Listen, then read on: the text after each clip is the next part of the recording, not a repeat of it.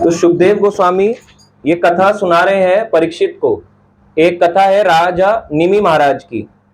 तो निमि महाराज बताया जाता है इक्ष्वाकु महाराज जो थे, इक्ष्वाकु कहाँ के राजा थे? अयोध्या के, उनके पुत्र थे। अभी हम थोड़ा सा पहले को चलेंगे डिटेल में।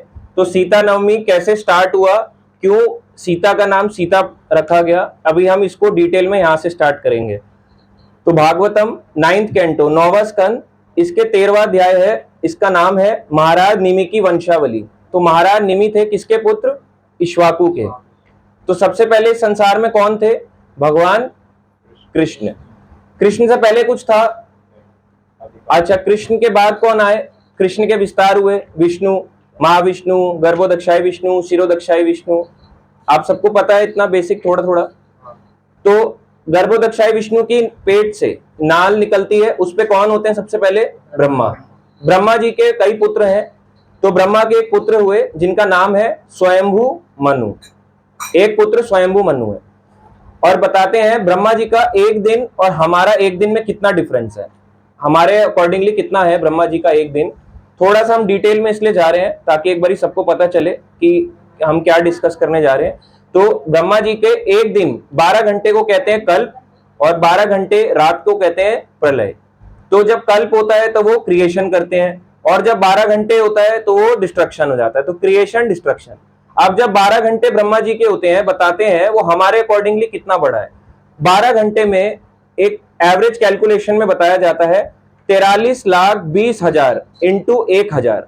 एक युग होता है चतुर्युग, सतयुग, त्रेता, द्वापर, कलयुग। इसको साइकिल के फॉर्म में लें तो सतयुग, त्रेता, द्वापर, कलयुग, ये ऐसे साइकिल चलती रहती है। अब ये साइकिल चल रही है। अब इस साइकिल को चलने में कितने आते हैं बताते हैं। ब्रह्मा जी के 12 घंटे में 14 मनु आते हैं। 14 मनु की साइकिल, एक मनु की साइकिल चलती है 71 टाइम। तो 14 इंटू 71 करोगे, अप्रॉक्स कितना आता है? 1000।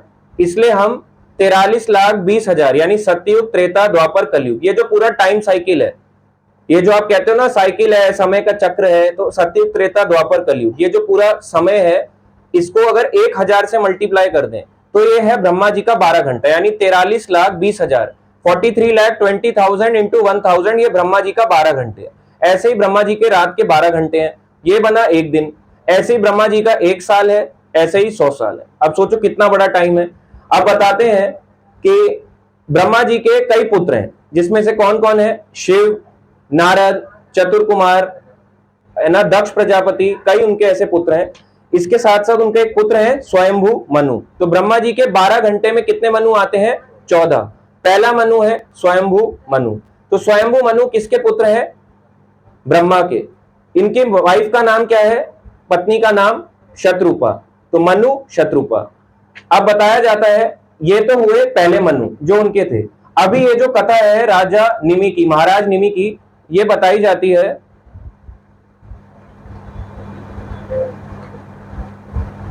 ये महाराज निमि की जो कथा है ये बताई जाती है कि ये है 7th मनु यानी वैवस्वत मनु की।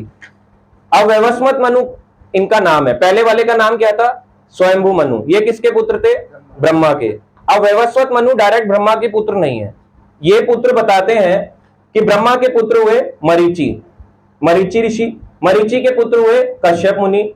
कश्यप की वाइफ जो थी उनका नाम क्या था? अदिति। कश्यप और अदिति के पुत्र हुए विवस्वान, जिनको हम सूर्य देव कहते हैं। सूर्य देव तो एक टाइटल है, मगर उनका नाम क्या है? विवस्वान। विवस्वान के पुत्र कौन हुए? वैवस्वत मनु। जो अभी करंट 7th मनु चल रहे हैं, वैवस्वत मनु। अब कोई पूछेगा ब्रह्मा जी अभी करंटली कितने साल के हैं? अभी जो करंट ब्रह्मा की एज है वो है 50 साल। और 50 साल के बाद कोई पूछेगा इतने सारे दिन निकल जाते हैं, कैसे अंदाजा लगाएं? तो 50 साल के बाद, जैसे अभी बर्थडे बना रहे, जैसे अभी फर्स्ट बर्थडे है, तो ऐसे ब्रह्मा जी के 50 साल पूरे हो गए हैं। 50 साल के बाद अगला दिन जस्ट शुरू हुआ है। जैसे आज बर्थडे है, कल पहला दिन शुरू होगा, ऐसे ही ब्रह्मा जी का पहला दिन अभी चल रहा है। तो पहले दिन का भी 7वें मनु की साइकिल चल रही है। कौन सी? 28 साइकिल। इस तरह से वैवस्वत मनु। वैवस्वत मनु के पुत्र कौन हुए? इक्ष्वाकु। तो एक तरफ बताया जा रहा है स्वयंभू मनु किसके पुत्र है? डायरेक्ट ब्रह्मा के। और जो 7th वाले मनु है उनकी साइकिल देखो कितनी लंबी है। ब्रह्मा के मरीचि, मरीचि के पुत्र कश्यप, उसके बाद सूर्यदेव विवस्वान, फिर वैवस्वत मनु, इक्ष्वाकु, इक्ष्वाकु के पुत्र हुए कौन? महाराज निमि। तो महाराज निमि के बारे में बताया जाता है ये बहुत बहुत ही बड़े भक्त थे भगवान के। क्या थे? भक्त थे, बहुत बड़े भक्त थे। तो बताते हैं सुखदेव गोस्वामी परीक्षित को एक कथा सुना रहे हैं। उन्होंने बताया कि यज्ञों का शुभ आरंभ करने के पश्चात इक्ष्वाकु पुत्र महाराज निमि ने वशिष्ठ मुनि से प्रधान पुरोहित को व्रत ग्रहण करने हेतु अनुरोध किया। उस समय गुरु वशिष्ठ ने उत्तर दिया, हे महाराज निमि, मैंने राजा इंद्र द्वारा प्रारंभ किए गए एक यज्ञ में इसी पद को पहले से स्वीकार कर लिया है। तो राजा निमि ने वशिष्ठ मुनि को बुलाया कि मैं एक यज्ञ करने जा रहा हूं। वो यज्ञ किस लिए है? भगवान की प्रसन्नता के लिए। सारे यज्ञ क्यों करे जाते हैं? भगवान विष्णु की या कृष्ण की प्रसन्नता के लिए या राम की प्रसन्नता के लिए। अब ये जो महाराज निमि थे, महाराज निमि ने यज्ञ करना चाहा, मगर वशिष्ठ ने कहा कि मैंने ना अपना समय जो है पहले से ही मैं आपको यज्ञ का पुरोहित बनाना चाहता हूं, मैं चाहता हूं आप मेरे लिए यज्ञ करें। मगर वशिष्ठ मुनि जो किसके थे? भगवान राम के कुल गुरु थे। उन्होंने कहा अभी राम जी का जन्म नहीं हुआ है, अभी उनसे पहले के कथा बताई जा रही है। तो राजा निमि जो है इक्ष्वाकु के पुत्र थे। अब ये राजा निमि यज्ञ करने जा रहे थे, वशिष्ठ को बुलाया। वशिष्ठ ऋषि ने कहा अभी मुझे इंद्र के यहाँ जाना है स्वर्ग में, अभी मैं उनका यज्ञ करवाने जा रहा हूं, उसके बाद तुम्हारा करवाऊंगा। इस प्रकार ने राजा को बोला। अब जो राजा थे, राजा कैसे थे? स्वरूप सिद्ध व्यक्ति थे।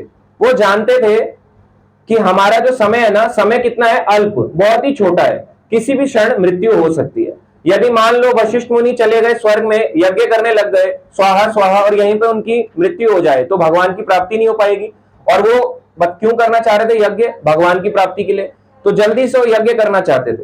तो बताते हैं महाराज निमि स्वरूप से, क्योंकि स्वरूप से जीव थे, अतः उन्होंने सोचा कि यह जीवन क्षणिक है, यह जीवन बहुत छोटा है। राजा निमि ने सोचा। उसके बाद बताते हैं उन्होंने अन्य पुरोहित बुलाए।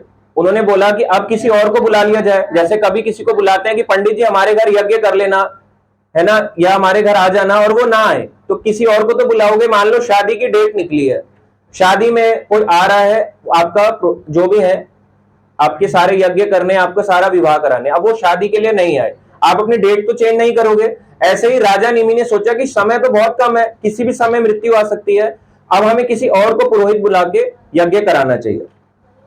इस तरह से जब राजा निमि ने यज्ञ करवाया तो बताते हैं गुरु वशिष्ठ वापस आए स्वर्ग से, और उन्होंने देखा कि मेरे जो शिष्य हैं राजा निमि हैं, इन्होंने मेरी आज्ञा का उल्लंघन किया है, मेरी बात को इन्होंने टाल दिया। तो गुरु को बहुत दुख होता है जब उनकी बात को टाल दिया जाए। तो इस प्रकार से उन्होंने शाप दिया राजा निमि को, अपने आप को पंडित मानने वाले निमि को भौतिक शरीर तुरंत नष्ट हो जाए।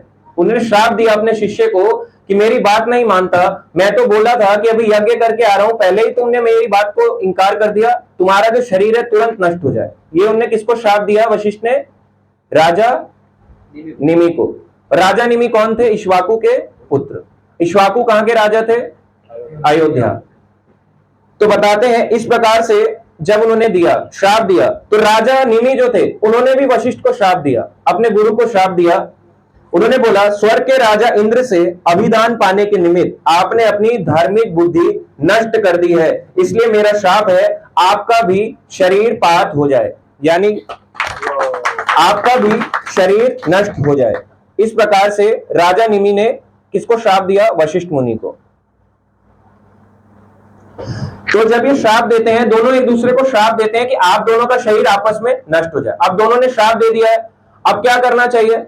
अब बताते हैं ऐसा कहने के पश्चात राजा निमि ने अपना शरीर छोड़ दिया, वशिष्ठ ने भी अपना देह त्याग कर दिया। दोनों के शरीर नष्ट हो गए, जो करंट शरीर थे। मगर क्या आत्मा मरती है? क्या भक्ति खत्म होती है? नहीं। तो यहां पे बताते हैं दो ऋषि थे, उनका नाम था मित्र और वरुण। अब ये मित्र और वरुण कौन थे? आपने सुना होगा भगवत गीता में कि आदित्य होते हैं कितने? 12, और दैत्य होते हैं। तो कश्यप मुनि की 2 पत्नियां थी, अदिति माता से कहलाए आदित्य और दीति माता से दैत्य। तो आदित्य कौन थे? जो भगवान की सेवा करते थे, और दैत्य वो जो भगवान की सेवा के अगेंस्ट रहते थे। वो कहते थे हम नहीं करेंगे सेवा, हम क्या रहेंगे? अपोजिट रहते थे। तो उनके ऐसा नहीं था कि वो गंदे दिखते थे, भद्दे दिखते थे, उनकी क्वालिटी, उनके गुण उनको असुर बनाते थे, इसलिए वो क्या कहलाए, दैत्य। तो 12 जो मेन आदित्य हैं उनमें से कौन कौन है, विवस्वान और दो और है मित्र और वरुण। इन्होंने बताते हैं, ये मित्र और वरुण जो थे, एक बार ये स्वर्ग लोक को गए, ये दोनों ऋषि थे। इन्होंने उर्वशी को देखा। उर्वशी एक अप्सरा थी स्वर्ग की, जो कि बहुत सुंदर होती थी। तो बताते हैं इन दोनों ने जब देखा तो ये कंट्रोल नहीं कर पाए।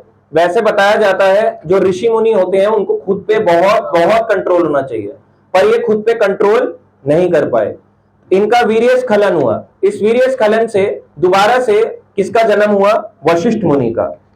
तो वशिष्ठ मुनि का पुनर्जन्म होता है मित्र और वरुण के वीर्य स्खलन, और कैसे होता है, अप्सरा के कारण। अप्सरा का नाम था उर्वशी। इस प्रकार से उनका दोबारा होता है जन्म। आगे यहां पे बताते हैं, यज्ञ संपन्न करते समय महाराज निमि द्वारा त्यक्त शरीर को सुगंधित तत्वों द्वारा सुरक्षित रखा गया था। तो जितने भी है ना सुगंधित त्यक्त थे, यानी आइटम्स थी, उसको उससे कवर कर दिया, किसको, राजा निमि की बॉडी को उससे कवर कर दिया गया। और सत्र यज्ञ के अंत में मुनियों तथा ब्राह्मणों ने वहां एकत्रित सभी देवताओं के से निम्न सार प्रार्थना करी। उन्होंने अब देवताओं से प्रार्थना करी। अब बताते हैं, देवता भौतिक वर भी दे सकते हैं, मगर अगर भक्ति मांगो तो दे सकते हैं। देवता है शक्तिशाली। कई लोग सोचते हैं, हम लोग अब बताते हैं कि एक ये भी गलत है, आप देवता का मजाक नहीं उड़ा सकते कि ये ऐसे थे वैसे थे।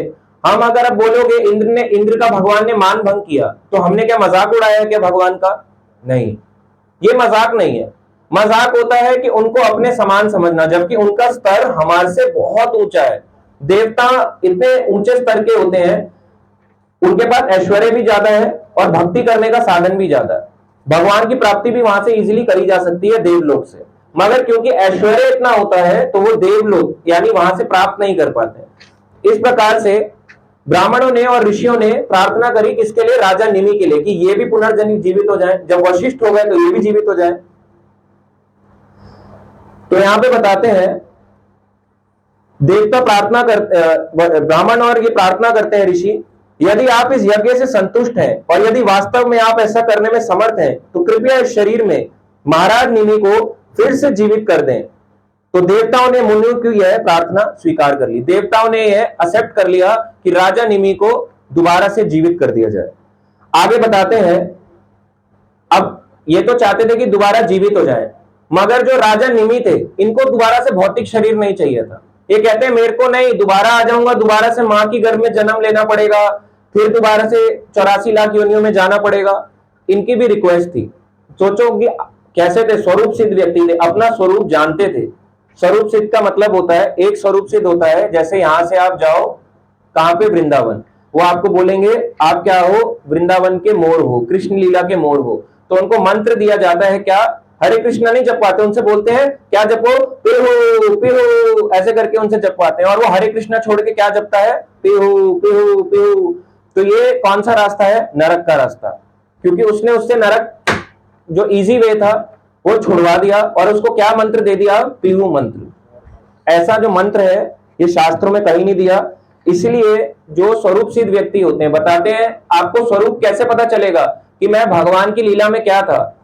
प्रभुपाद जी बताते हैं, जब आप चैंट करोगे, 12th है ना, 12th चैप्टर भगवत गीता 12वें अध्याय में बताते हैं कि आपको अपने आप पता चलेगा कि आप क्या है, आपका स्वरूप क्या है। आप इस शरीर को त्याग करने के बाद कृष्ण या राम या किसी भी भगवान की लीला में आप क्या पार्ट या रोल निभाओगे, ये आपको कैसे पता चलेगा, अपनी खुद की चैंटिंग से। कोई आपका स्वरूप नहीं बता सकता, या तो भगवान बताएंगे या खुद आपको पता चलेगा चैंटिंग करते करते। तो राजा निमि थे, स्वरूप सिद्ध व्यक्ति थे, ये जानते थे दोबारा भौतिक शरीर अगर मिल गया तो मैं फंस जाऊंगा। तो राजा निमि ने आगे कहा, सामान्यतः मायावादी लोग भौतिक शरीर धारण करने से मुक्त होना चाहते हैं, क्योंकि उन्हें इसका पुनः त्याग करने से भय लगता है। आगे राजा निमि कहते हैं, जिन भक्तों की चेतना सदैव श्री भगवान की सेवा से पूरित रहती है वह भयभीत नहीं रहते। तो जिन लोगों को पता है कि मुझे चाहे ये शरीर हो चाहे अगला शरीर हो, क्या करना है, भगवान की सेवा, वो भयभीत नहीं रहते। वास्तव में वे इस शरीर का उपयोग श्री भगवान की दिव्य प्रेममयी सेवा में करते हैं। तो बताया जाता है सेवा बड़ी है या क्या बड़ा है। भगवान का जो सच्चा भक्त होता है ना, वो ये नहीं देखता कि मैं गोलोक जाऊंगा या नहीं जाऊंगा। वो कहता है मैं चाहे यहां रहूं चाहे गोलोक रहूं, गोलोक में क्या करना है, सेवा। राम जी के साकेत धाम में क्या करना है, इस संसार में क्या करना है। तो ये सच्ची भक्ति है, क्योंकि उसको पता चल चुका है कि सेवा करना जीव का स्वाभाविक धर्म है, भगवान की सेवा में मुझे रहना है। इस प्रकार से राजा निमि इस बात को जानते थे। तो ब्राह्मण और ऋषियों ने तो राजा निमि के लिए प्रार्थना कर दी और देवताओं एक्सेप्ट भी कर लिया। आगे बताते हैं, राजा निमि कहते हैं मैं भौतिक शरीर पाने का इच्छुक नहीं हूं, क्योंकि ऐसा शरीर समस्त ब्रह्मांड में सर्वत्र दुख, शोक तथा भय का कारण होता है। जिस प्रकार की जल में रहने वाली मछली मृत्यु के भय से सदैव चिंताग्रस्त रहती है। आगे राजा निमि कहते हैं, देवता कहते हैं, वो कहते हैं, उनको वरदान देते हैं राजा निमि को, क्योंकि राजा चाहते हैं उन्हें भौतिक शरीर ना मिले, और ऋषि क्या चाहते हैं, ब्राह्मण और ऋषि, उनको दोबारा से पुनर्जन्म मिल जाए। तो वो क्या चाहते हैं कि हमें ऐसे भक्त का संग मिले, और शुद्ध भक्त क्या चाहता है कि मुझे दोबारा पुनर्जन्म न ले। अब देवताओं को दोनों विश पूरी करनी है। अगर वो चाहते तो भौतिक इच्छा दे सकते थे, तो देवता ने देखो कितना अच्छा उनको वरदान दिया राजा निमि को। महाराज निमि भौतिक शरीर से विहीन होकर रहे, शरीर तो रहेगा मगर भौतिक शरीर से विहीन होकर रहेंगे। वे आध्यात्मिक शरीर से पूर्ण पुरुषोत्तम भगवान के निजी पार्षद बनकर रहे, और वे अपनी इच्छा अनुसार सामान्य देहधारी लोगों को दिखे या ना दिखे। जिसको चाहे वो अपना शरीर उसको दिखा सकते हैं, जिसको चाहे उससे अपना शरीर छुपा सकते हैं। ये वरदान किसने दिया, देवताओं ने राजा निमि को। तो पुनर्जीवित कर दिया। क्या बोला, अब आपका भौतिक शरीर नहीं है, अब आध्यात्मिक शरीर होगा। जिसको आप दिखाना चाहोगे उसको दिखेगा, जिसको नहीं दिखाना चाहोगे नहीं दिखेगा। जैसे कृष्ण लीला में दुर्योधन भगवान को एक्सेप्ट कर पाए, नहीं कर पाए, दिख रहा है ये भगवान है मगर एक्सेप्ट नहीं कर पाए। ऐसे ही राजा निमि को भी इन्होंने वरदान दिया, आप जिसको चाहोगे उसको ये शरीर दिखा सकते हो, और जिसको नहीं चाहोगे वो आपको नहीं देख पाएगा। आगे बताते हैं यहां पे,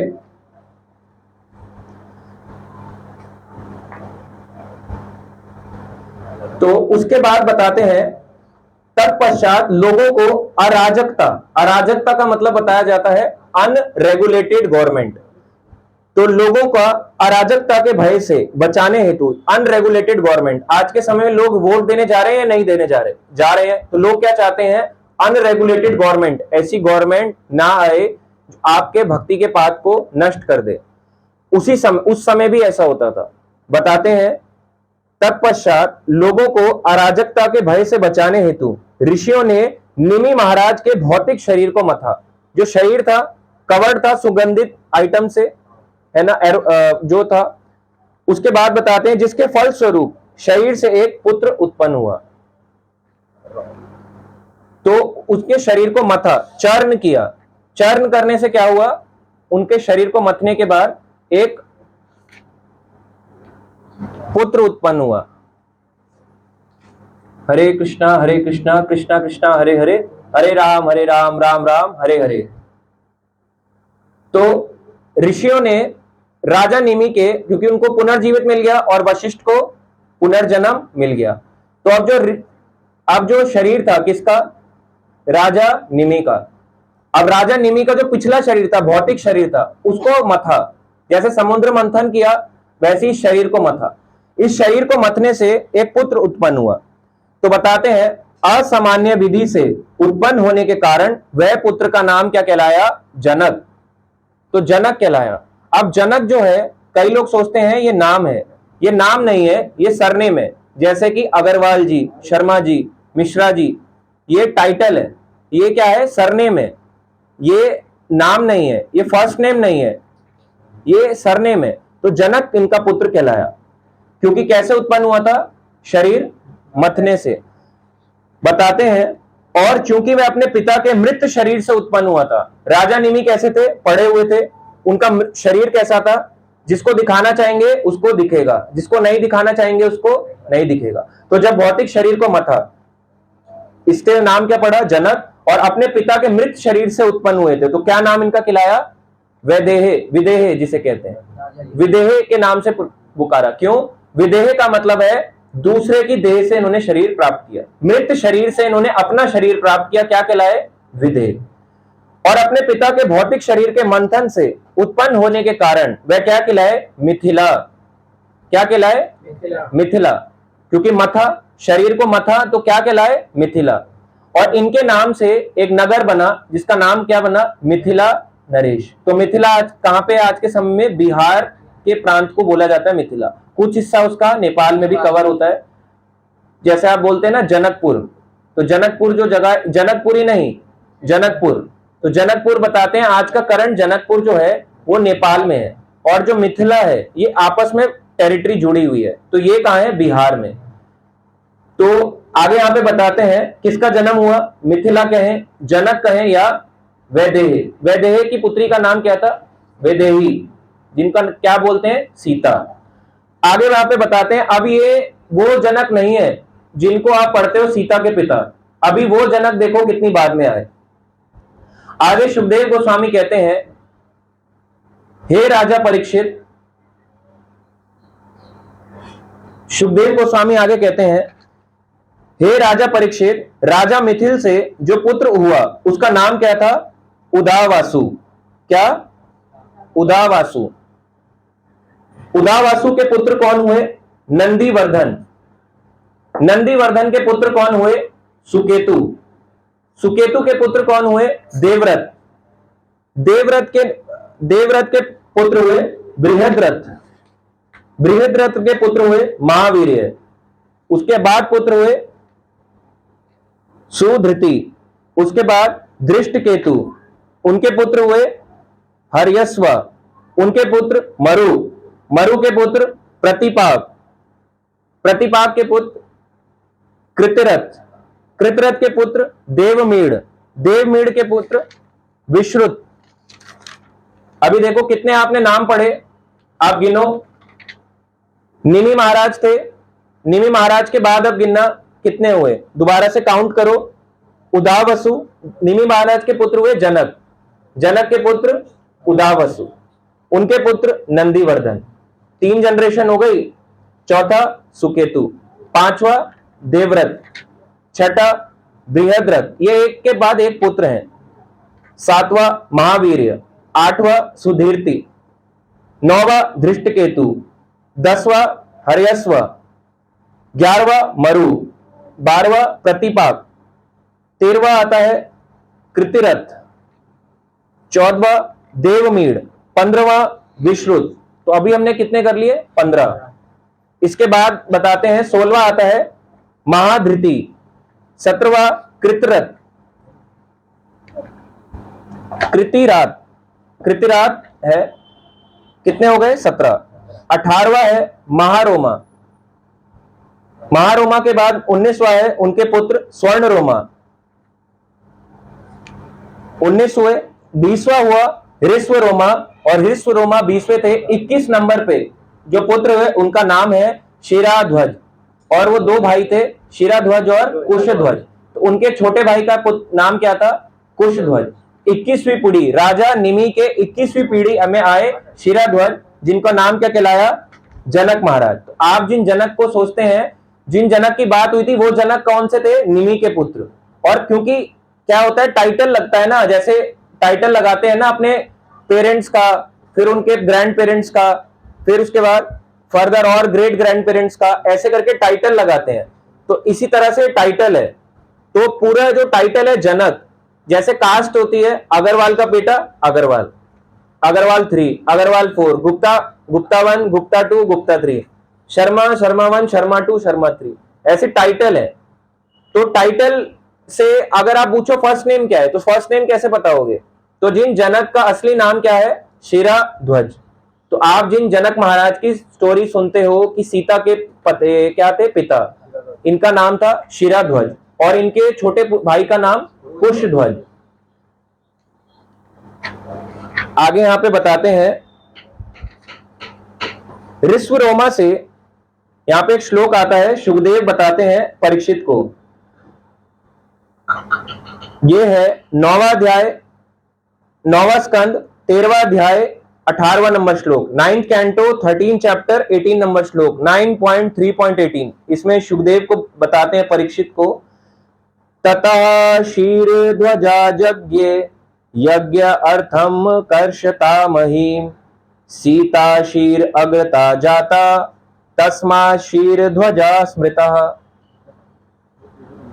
हृस्वरोमा से शीर्ध्वज, जिसका नाम क्या था, जनक, ये जनक नाम के टाइटल से भी जाने गए, नामक पुत्र उत्पन्न हुआ। जब शीर्ध्वज खेत जोत रहे थे तो उनके हल, बताते हैं सोने के हल से खेत को जोत रहे थे। क्या कर रहे थे, खेत को जोत रहे थे सोने के हल से। उसके अग्रभाग से सीता देवी नामक एक कन्या प्रकट हुई। तो भूमि से, कहां से प्रकट हुई है, भूमि से, तो क्या कहलाती हैं, भूदेवी की पुत्री भी कहलाती हैं सीता।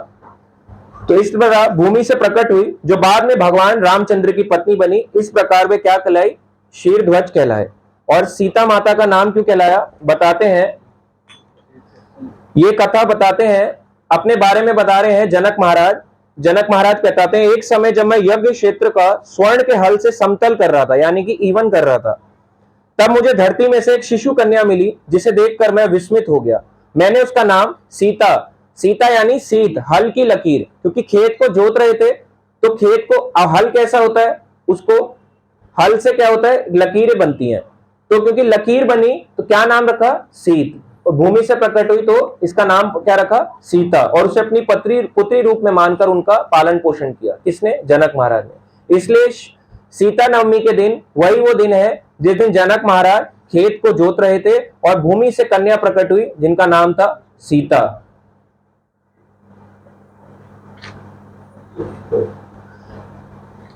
तो इस प्रकार से इनका जन्म हुआ, सीता माता का। आगे यहां पे बताते हैं, जो दोनों भाई थे शिरध्वज, इनकी कितनी पुत्रियां थी, दो। कौन कौन, सीता और उर्मिला। और कुशध्वज की भी दो पुत्रियां थी, मांडवी और श्रुतकीर्ति। तो ये जो चारों बहनें थी, ये चारों बहनें बाद में किसको दी गई, दशरथ को। दशरथ आप सब जानते हैं कि इनके पिता थे भगवान राम के। अब यहाँ पे बताते हैं, ये तो हुआ सीता माता के जन्म के इतिहास। अब यहाँ पे बताते हैं, सीता माता के जन्म की कथा के बाद एक समय की बात है कि विश्वामित्र, राम, लक्ष्मण ये कहां पे आते हैं, जनक महाराज को मिलने आते हैं। जनक महाराज कौन से, निमि महाराज वाले के पुत्र नहीं, ये वाले जनक, सीता के पिता, जिनका नाम है शिरध्वज। इस शिरध्वज से मिलने आते हैं। तो यहां पे बताते हैं, तो जनक उनको एक कथा सुनाते हैं, बताते हैं कि यहां पे आने का आपका उपलक्ष्य क्या है। तो बोलते हैं, हमें पता चला है आपके पास एक शिव चाप नामक, एक शिव द्वारा प्रदत्त धनुष है, वो इतना भारी है कि कोई भी उसको उठा नहीं सकता। और हमने सुना है कि हाँ, ये जो राम है, हम चाहते हैं कि राम का विवाह किससे हो, विश्वामित्र कहते हैं सीता से। तो इस प्रकार से जनक महाराज बताते हैं कि उन्हें ये धनुष कैसे प्राप्त हुआ और ये धनुष आया कहां से। तो बताते हैं, पूर्व काल में इस धनुष का उपयोग भगवान शिव द्वारा किया गया। बताते हैं, जब एक बार यज्ञ कर रहे थे, कौन, दक्ष प्रजापति। दक्ष कौन थे, सती के पिता। तो अभी ये पार्वती का पिछला जन्म कौन सा था, सती के रूप में। तो सती के पिता जब दक्ष प्रजापति थे, ये यज्ञ कर रहे थे, कहां पे, जो आप देखते हो हरिद्वार में एक जगह है कनखल में, वहां पे एक यज्ञ कुंड था, वहां पे यज्ञ किया जा रहा था। तो शिव जी को उन्होंने यज्ञ का भाग नहीं दिया। अब यज्ञ का भाग का मतलब है शिव जी को प्रसाद रूप में भगवान विष्णु का कुछ नहीं दिया गया। अब ये बात उनको बुरी लगी कि उनके लिए कुछ नहीं दिया गया, तो शिव जी वहां से चले गए। शिव जी को उन्होंने श्राप दिया। अभी हम शॉर्ट में बता रहे हैं, शिव जी को उन्होंने श्राप दिया कि आपके जो फॉलोअर है ना, ये कैसे होंगे, भूत प्रेत होंगे, क्या होंगे, लंबी जटाओं को धारण करेंगे, मांस खाएंगे, मदिरा पिएंगे। इस प्रकार से श्राप दिया शिव जी को। शिव जी वहां से चले गए। जब वहां से चले जाते हैं अपना अपमान होने के बाद, तो सती कहती है, अच्छा यज्ञ का भाग नहीं दिया, ऐसा किया मेरे पिता ने आपके साथ, पर वो तो बहुत बड़ा यज्ञ कर रहे हैं, तो हमें तो जाना चाहिए। तो शिव जी कहते हैं कि जहां पे पति का सम्मान ना हो वहां पे ना जाएं, मगर फिर भी सती चली जाती है। वो कहती है, मेरे पिता हैं, पिता के घर तो बुला के थोड़ा ना जाया जाता है, बिन बुलाए भी चले जाते हैं। तो सती गई।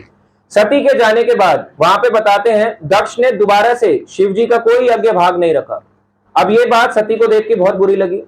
जब सती ने अपने पिता को बोला, आप इतने खराब हैं कि शिव से द्वेष करते हैं, शिव का नाम कैसा है, आशुतोष, सबसे जल्दी प्रश्न हो जाते हैं, और आप उनसे भी प्रश्न नहीं हुए। तो शिव वो कहती है सती, आपने जो मुझे शरीर दिया है इस शरीर का मैं त्याग करती हूँ। और वहां पे एक सती कुंड है, आज आप जाएंगे कभी भी देखेंगे, हरिद्वार में एक मंदिर है, उसका नाम है दक्ष प्रजापति मंदिर। वहां पे सती ने अपना प्राण का त्याग किया, अपने शरीर का त्याग किया। अगला जन्म सती को क्या हुआ, पार्वती के रूप में जन्म हुआ। तो ये बात ये पता चली किसको, शिव जी को पता चली। तो वहां पे नंदी बैल और जितने भी अनुचर थे फाइट करने लग गए। ये बात शिव जी तक पहुंची तो शिव जी ने अपनी जटा से उस यहाँ पे कहां पे भूमि पे मारी और एक असुर प्रकट किया जिसका नाम था वीरभद्र। तो वीरभद्र ने बताते हैं दक्ष प्रजापति की गर्दन को काट दिया। जब काट दिया तो बाद में जाके दक्ष प्रजापति ने स्तुति करी, दक्ष प्रजापति का शरीर छूट गया था तो ब्रह्मा और देवताओं ने स्तुति करी।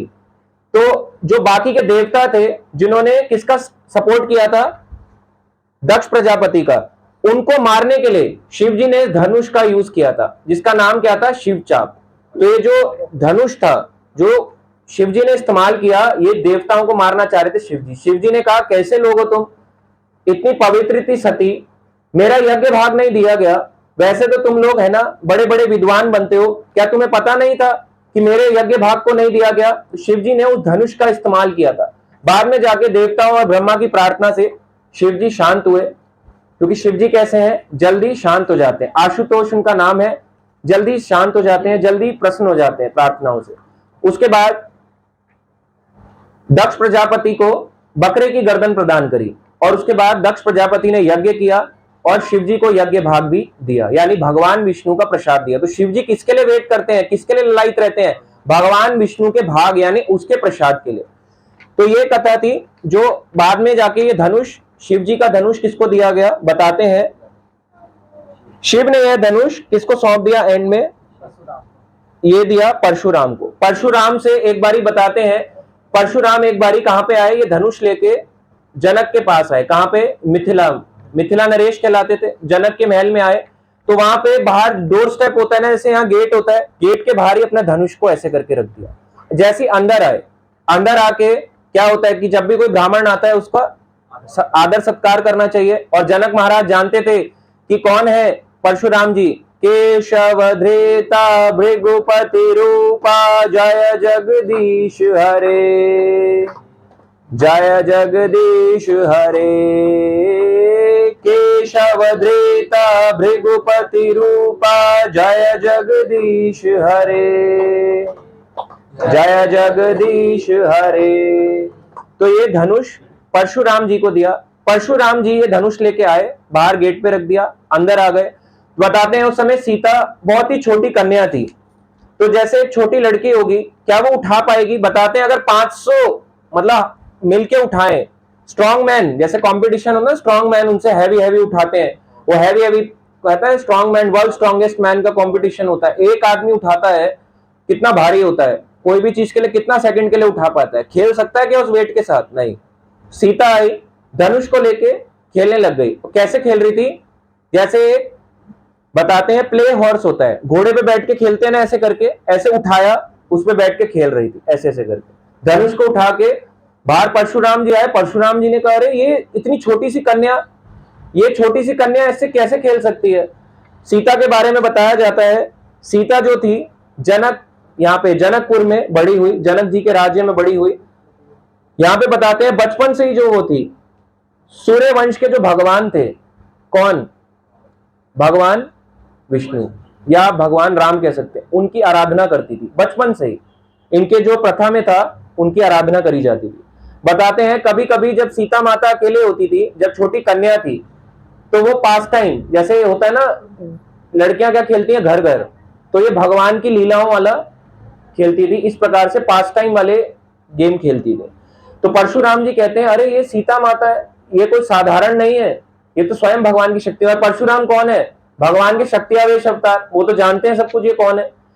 तो जब उनको ये पता चलता है तो वो जनक जी के पास जाते हैं, जनक महाराज को जाके कहते हैं इनका विवाह शीघ्र ही कराया जाए, किससे, एक ऐसे व्यक्ति से कराया जाए जो तीनों लोकों में सबसे सर्वश्रेष्ठ हो और सबसे ज्यादा शक्तिमान हो। अब तीनों लोकों का उस समय राजा कौन था, रावण। तीनों लोकों का सबसे शक्तिशाली व्यक्ति कौन था, रावण। और भगवान राम जी भी थे। तो जनक जी को ये बात बताई, उन्होंने कहा कि दशरथ के पुत्र राम वो आएंगे, उनका विवाह उनसे कराया जाए। तो जनक जी को ये बात पहले से पता थी, मगर लोगों के लिए क्या था, सबसे स्ट्रॉन्गेस्ट कौन थे, भगवान राम, क्योंकि बच्चे को कोई जानेगा क्या कि बच्चा इतना स्ट्रांग हो सकता है। इस प्रकार से ये परशुराम जी ने बताया और उनको आशीर्वाद दिया सीता को। जब वो चले जाते हैं तो बताते हैं आगे जाके विश्वामित्र, भगवान राम और लक्ष्मण, जनक जी ये कथा उनको सुना रहे होते हैं कि एक बार जब मुझे धनुष प्राप्त हुआ, परशुराम जी ने ये धनुष मेरे वंशज में देवव्रत जी को दिया। देवव्रत के आगे मेरे पीढ़ियों में आता रहा, सब इसका धनुष का सेवा करते रहे। आज ये धनुष जो है मेरे पास, मेरे राज्य में है। बताते हैं कई बार अनेकों राज्य यहाँ पे हमला करने आए, क्यों, सीता का हरण करने के लिए, कि सीता को हम हरण कर लेंगे, सीता से हम विवाह करना चाहते हैं। बताते हैं एक बार जो थे जनक जी मुसीबत में पड़ गए, तो जनक जी ने देवताओं से प्रार्थना करी, तो देवता लोग उनको बचाने आ रहे हैं, जनक की हेल्प करी, तब जाके जितने भी दुश्मन थे वो पलायन कर गए, भाग गए देवताओं के डर से। तो वहां पे उन्होंने बोला कि परशुराम जी ने जैसा चाहा था, तो मैं अपनी पुत्री का स्वयंवर रचवाना चाहता हूं। तो स्वयंवर कोई गेम नहीं था, स्वयंवर था कि अपनी पुत्री का विवाह भगवान राम से करवाना चाहता हूं।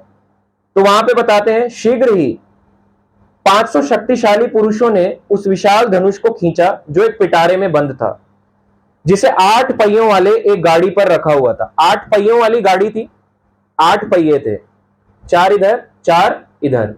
कितना था, 500 लोगों ने, 500 शक्तिशाली, ऐसे नहीं कमजोर, कमजोर नहीं थे या मोटे से थे, है ना, ऐसा नहीं, शक्तिशाली थे, बहुत स्ट्रॉन्गेस्ट होते हैं ना, उन लोगों ने खींचा। जैसे जगन्नाथ जी के रथ को खींचते हैं वैसे धनुष को खींचा, शिव चाप को। जब ये खींच रहे थे तो महाराज जनक ने सावधान किया, सभी राजा आए, सभी राजाओं ने बताते हैं उठाने का प्रयास करा, कोई उठा पाया, देखा आपने कोई ऐसे करके उठा पाया, कोई भी नहीं उठा पाया। तो उन्होंने भगवान राम को धनुष के लिए सावधान किया। जैसे ही भगवान राम आगे बढ़े, उन्होंने बोला बड़े बड़े देवता इसे उठा नहीं पाए हैं, दैत्य इसे उठा नहीं पाए हैं, राक्षस इसे उठा नहीं पाए हैं, यक्ष इसे उठा नहीं पाए हैं, गंधर्व नहीं उठा पाए हैं, शक्तिशाली मानव इसे नहीं उठा पाए हैं। तो एक साधारण मनुष्य, तुम जैसा मनुष्य इस पर प्रत्यंचा चढ़ाने में कैसे सफल होगा। प्रत्यंचा यानी कि स्ट्रिंग, जो धनुष की स्ट्रिंग होती है उसे क्या कहते हैं, प्रत्यंचा। इस पे कैसे चढ़ा लोगे, तुम तो साधारण से हो। वो जानते थे, क्या जनक महाराज को नहीं पता था कि ये भगवान राम है। मगर क्या करते हैं, जब भगवान आते हैं तो उनके जितने भी आते हैं लीला के साथ में, भगवान राम के जो आते हैं रिप्रेजेंटेटिव, तो वो पार्षद कैसे होते हैं, जैसे गेम खेलते हैं ना, घर घर का गेम खेलते हैं, कुछ समय के लिए रोल दिया जाता है, तू मम्मी बन जा, तू पापा बन जा, होते सब एक ही एज के हैं। ऐसे ही भगवान के जो रिप्रेजेंटेटिव होते हैं इनको लीला के लिए भेजा जाता है, तो सब जानते थे। इस प्रकार से राजा जनक ने भगवान राम को कहा, तो बताते हैं राम भगवान ने बायां हाथ ऐसे धनुष पे रखा, ऐसे करके। अभी आपने देखा एक इस्कॉन द्वारका में कंपटीशन हुआ धनुष उठाने का, ऐसे करके उठाने का कंपटीशन हुआ, ज्यादा से ज्यादा लोग इतना तक उठा पा रहे थे। कई लोग ऐसे सीधा कर रहे थे, कई लोग ऐसे यूं उठा ले रहे थे, है ना, भगवान राम की तरह जितने भी शक्तिशाली थे उन्होंने ऐसे करके उठा लिया। कई उठा ही नहीं पा रहे थे, कईयों ने आगे ही नहीं बढ़े उठाने के लिए कि आगे आएंगे। आगे यहाँ पे बता रहे हैं, इस प्रकार भगवान राम ने बायां हाथ लिया, आगे करा बाएं हाथ को ऐसे करके, और उससे धनुष को उठाया, धनुष ऐसे सीधा करा। अब धनुष जो है जब हमारे यहाँ पे द्वारका में होता तो केवल 20 किलो का था। 20 किलो के धनुष को भी ना, मैं आपको बताऊं, अगर उसको बोलना किसी व्यक्ति को आप 20 किलो को ऐसे पकड़ के रखो, अच्छा आपके पास धनुष नहीं है, 20 किलो का डंबल लो, ऐसे करके रखो सीधा, ज्यादा भी नहीं बोल रहे, 20 किलो का डंबल ऐसे सीधा करके रखो, ज्यादा नहीं, केवल 1 मिनट के लिए कर लोगे, कर लोगे, नहीं कर पाओगे। 5 किलो को करके देखना, कर लोगे 5 किलो का ऐसे 1 मिनट के लिए, नहीं हो पाएगा, दर्द हो जाएगा, बिल्कुल हाथ सुन पड़ जाएगा थोड़ी देर के लिए, एकदम होता है ना, क्या कहते हैं उसको, मसल सोरनेस हो जाएगी, मन नहीं करेगा दोबारा करने का।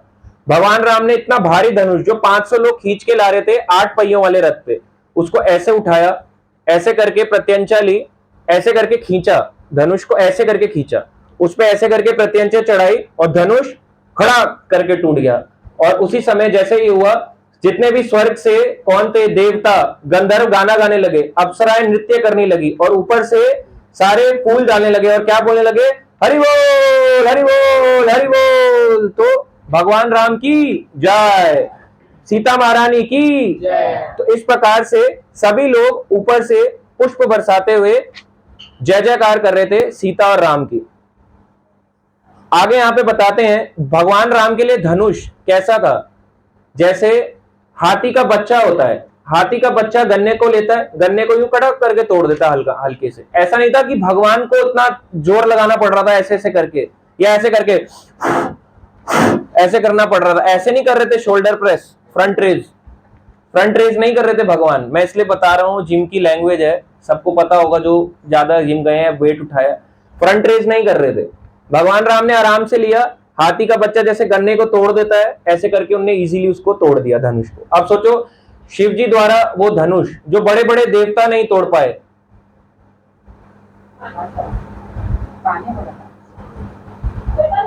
जो बड़े बड़े देवता नहीं तोड़ पाए, गंधर्व नहीं तोड़ पाए, आगे यहां पे बताते हैं राक्षस, यक्ष, दैत्य इतने शक्तिशाली वे नहीं तोड़ पाए शिव चाप को। और सोचो भगवान राम ने उसको यूं कड़क करके तोड़ दिया। आगे यहां पे बताते हैं महाराज जनक ने विश्वामित्र से आग्रह किया कि वे राजा दशरथ को सीता और राम के विवाह का निमंत्रण दें। अब जाके सीता के विवाह, अब दोनों के विवाह के लिए कौन आएंगे? दशरथ और जनक तो है ही। जनक कह रहे हैं विश्वामित्र को अब आमंत्रण भेजा जाए, राजा दशरथ को अयोध्या जाया जाए। तो दूत भेजे गए अयोध्या के लिए, और अयोध्या से कौन आते हैं? राजा दशरथ। उनके यहाँ पे बताते हैं वशिष्ठ मुनि, भरत, शत्रुघ्न, सबके सब आते हैं। कौन? अयोध्या से सारे आते हैं। कहां पे आते हैं? मिथिला में। तो ये जो जगह बताई जाती है आज के समय में, ये जो मिथिला आप देखते हो, ये पहला पूरा एक ही था। बिहार, नेपाल, ये पूरा एक ही इंडिया का हिस्सा था। नेपाल बाद में कंट्री बना, पर ये हमारे ही यहीं पे आता था।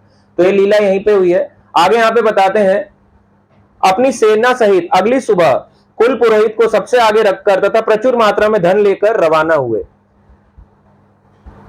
उन्होंने आता देखकर राजा जनक बाहर आए और महाराज दशरथ का स्वागत किया। अगले दिन सभी एकत्र हुए। विवाह उत्सव आरंभ होने से पहले महाराज दशरथ ने राजा जनक से आग्रह किया कि वे वशिष्ठ मुनि से उनके राजवंश परंपरा के विषय में सुने। राजा दशरथ चाहते थे आप हमारे वंश परंपरा के बारे में तो सुनो, बहुत बड़े बड़े राजा हुए हैं, हम छोटे मोटे नहीं है। जैसे होता है ना, कई बारी लड़का लड़की के लिए रिश्ता देखने जाते हैं, अपने बारे में बताते हैं, हमारे दादा ये थे, परदादा ने ये किया था, इतनी जमीन खरीदी थी, पुश्तों ने ये किया था। अब अपने वंशावली का गुणगान कर रहे हैं। कौन? राजा दशरथ। जैसे हमारे में भी होता है, होता नहीं होता, हम बोलते हैं पता हमारे दादा कर्नल थे, वो थे, ये थे, वो थे, ये कर दिखाया उन्होंने, वो कर दिखाया। अरे दादा से सबने शादी करनी है, आप दादा की डिग्री और क्वालिटीज क्यों बता रहे हो? या परदादा के बारे में बताएंगे, परदादा बड़े शूरवीर थे, है ना, शेर को मार देते थे, अकेले टाइगर से लड़ पड़ते थे। अरे वो परदादा थे। पति का देखो ना, पति कुत्ते से लड़ पाता है? नहीं लड़ पाता। हाँ, चूहा, कुत्ता भी हमने बड़ा जानवर बोल दिया, चूहा या छिपकली। आगे यहाँ पे बताते हैं, अब अपनी वंशावली के बारे में बता रहे हैं। कौन? वशिष्ठ मुनि दशरथ के कुल के बारे में बता रहे हैं कि अब उनके कुल का गुणगान करना शुरू कर रहे हैं। जनक महाराज बैठे हैं, सारी प्रजा बैठी है और ये गुणगान को सुन रही है। मरीचि बताते हैं, मरीचि भगवान ब्रह्मा के पुत्र थे। तो ब्रह्मा के पुत्र कौन थे? मरीचि। मरीचि के पुत्र हुए कश्यप। कश्यप मुनि की दो वाइफ थी, दीति, अदिति। अदिति से आदित्य, दैत्य से दीति से दैत्य। तो अदिति और कश्यप के पुत्र हुए सूर्यदेव, विवस्वान। सूर्यदेव विवस्वान हुए। और यही बताया जाता है, जो आप सूर्यदेव देखते हो, जो बोलते हो ना आप कि सूर्य देवता कौन है, तो सूर्य देवता पोजीशन है, उनका नाम क्या है? विवस्वान। इनके पुत्र कौन हुए? विवस्वान के पुत्र वैवस्वत मनु। वैवस्वत मनु के पुत्र हुए राजा इक्ष्वाकु। और राजा इक्ष्वाकु कहां के राजा थे? अयोध्या के। हम उन्हीं के वंशज के हैं। इस प्रकार से दशरथ ने बताया अपने वंशावली के बारे में। तो बताते हैं दशरथ, अब देखो कौन से वंशावली से आए? इक्ष्वाकु की। इक्ष्वाकु की वंशावली से कौन आए? जनक महाराज। तो दोनों की पीढ़ियां अलग अलग हैं, आए वो एक ही से हैं। बताते हैं ये क्या कहलाते हैं? रघुकुल के कहलाते हैं, और ये राजा निमि के कुल के कहलाते हैं। तो इक्ष्वाकु के बाद जो आए वो था रघुकुल। तो रघु राजा आए, तो रघु राजा के पीढ़ी में कौन आए? भगवान राम। और राजा निमि, निमि के राजा में कौन आए? राजा जनक। तो दोनों की कुल अलग अलग हो गए। अब कोई बोलेगा ये तो भाई बहन थे, कई लोग बोलेंगे भाई बहन थे, ये कैसी बात कर रहे हो? तो गोत्र अलग होना चाहिए। जैसे अर्जुन और सुभद्रा थे, कई लोग कहते हैं कि अर्जुन और सुभद्रा ने शादी क्यों कर ली है, तो भाई बहन थे। तो हमारी तरह वो रक्षाबंधन नहीं खेलते थे। जैसे आप देखते हो हर साल सितंबर, अक्टूबर या अगस्त से सितंबर आता है, घर पहुंच जाते हैं मिठाई लेके, और मिठाई देते हैं अलग अलग मीठी, अलग अलग तरह के, कौन सी, सोन पापड़ी, अलग अलग मिठाइयां दी जाती हैं। वो बहन भाई को राखी बांध रही है, ऐसा गेम नहीं खेला उन्होंने कभी भी। ऐसा ही जो ये वंशावली थी, ये दोनों अलग हो गई थी। अब ये वंशावली अलग है तो दोनों का गोत्र भी अलग होगा। गोत्र से पता चलता है कि दोनों अलग हैं।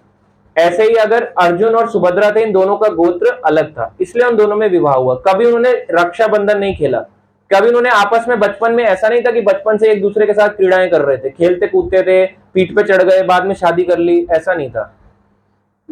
तो ऐसा ही सीता राम का जो कनेक्शन था ये दिव्य है। अब कई लोग सोचेंगे सीता की अगर, है ना, भगवान राम के साथ विवाह होना ही था, तो इतना घूम फिर के क्यों किया? इतना घूम फिर के क्या किया? डायरेक्ट कर लेते, डायरेक्ट ही कर लेते, डायरेक्ट भगवान आते, निमि के पुत्र बन के आते, वहीं मैरिज कर लेते, वहीं खत्म हो जाता, सॉर्ट आउट हो जाता। इतने आगे क्यों आ रहे हैं भगवान?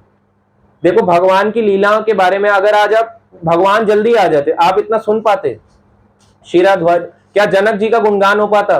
क्या दशरथ का पुत्र हो पाता? हम बोलते हैं ना, दशरथ नंदन जय श्री राम, कौशल्य नंदन जय श्री राम। आप इनका नाम ही नहीं ले पाते। कितनों का नाम लेते आज आप? 2-4 का लेते, खत्म हो जाता। ब्रह्मा पुत्र जय श्री राम, खत्म।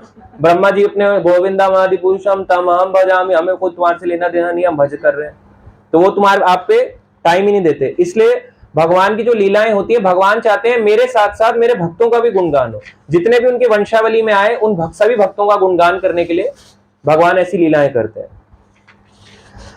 आगे बताते हैं, इस प्रकार से वैवस्वत मनु के पुत्र हुए इक्ष्वाकु, इक्ष्वाकु के पुत्र आगे आए रघुकुल, और रघुकुल में कौन आए? राजा दशरथ। इस प्रकार से उन्होंने गुणगान किया। आगे बताते हैं, दशरथ बताते हैं कि हमारे ही कुल में कौन आए? राजा सगर। सगर के आगे वंशज में आए राजा भगीरथ, और भगीरथ के नाम से ही कौन आई? भगीरथी। गंगा जी प्रकट हुई भगीरथ महाराज की प्रार्थना पे। कहां से आ रही है? ऊपर। कहां का जल है ये? बिरजा नदी, कर्ण सागर का जल है, ऊपर से बहते हुए आ रहा है। बहते बहते बहते ब्रह्मा जी के कमंडल में, कमंडल से बहते हुए शिव जी की जटाओं में, जटा से बहते हुए धरती पे, और धरती में कहां से? जो आप देखते हैं गंगोत्री से, तो गंगोत्री से आ रहा है भगीरथी। तो ये भगीरथी बता रहे हैं, इस प्रकार से गुणगान कर रहे हैं राजा दशरथ अपने कुल का गुणगान करने के बाद। आगे यहां पे बताते हैं,